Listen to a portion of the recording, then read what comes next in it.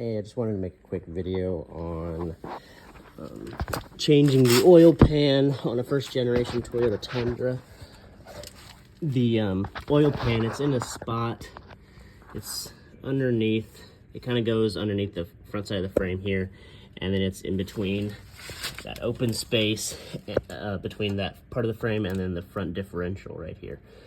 And there's like, I can't remember, I think like 24 bolts maybe, can't remember. But basically there's the only information online I was able to find between forums and a couple of videos where people, they would, to change it, they would take off the front differential and then lift the engine up a bit so that they can access these bolts that are kind of hidden behind this part of the frame. And I really did not want to mess with the front differential if I didn't have to. So what I actually ended up doing after I was able to find a shop manual online, a PDF form, so I was able to figure out kind of how the oil pan is configured, and because there's a oil pan 1 that's above this, and then this is oil pan 2. So there's two oil pans. There's an oil pan baffle, and then between those oil pans, and then you have the oil pickup line that kind of pretty much sits right here. So you have to be careful because the oil pan, the pickup line sits right here. So when you're taking off the oil pan, you kind of have to shimmy it around a little bit, twist it, twist the pan, not the pickup line, and then kind of maneuver it out. So what I actually ended up doing was, so there's two mounts, two motor mounts, passenger side, that's right there, and, or excuse me, driver's side, and then passenger side is in the same spot, just on the other side, obviously. Let's see if I can show you from the top down. So it is, yeah, pretty much straight down there. There's the passenger side, and then driver's side is right there. This was obviously pretty rusted out, so obviously the hardest part was just getting the bolts out. And then there's one more mount here. It's the rear mount. It supports the transmission.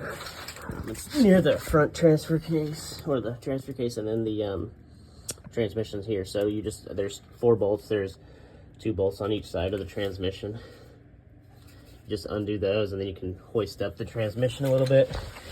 And then, so what I did was I just undid the motor mounts and then lifted up the transmission and the engine, and then I took off the radiator and then the fan and the fan shroud, because I was going to do a coolant flush anyway.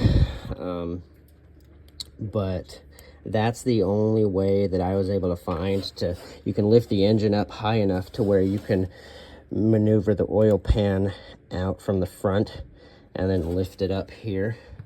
Otherwise you will have to take off the front differential.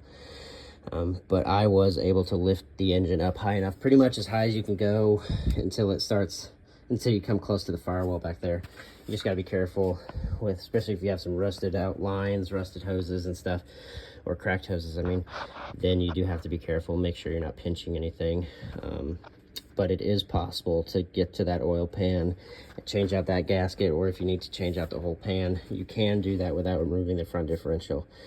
And so, yeah, it was kind of a bear, just because, for me, simply because the motor mounts are so rusted out. So I had to, like, I had to cut some of the bolts out, and that was the worst part, honestly. Other than that, it is kind of a pain maneuvering the oil pan out in and of itself.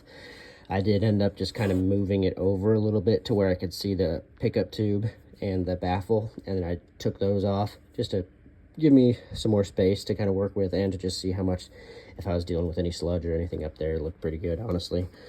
But yeah, it's I just wanted to put it out there that it can be done without taking off the front differential. Kind of sucks, but it's better than messing with the front differential, in my opinion.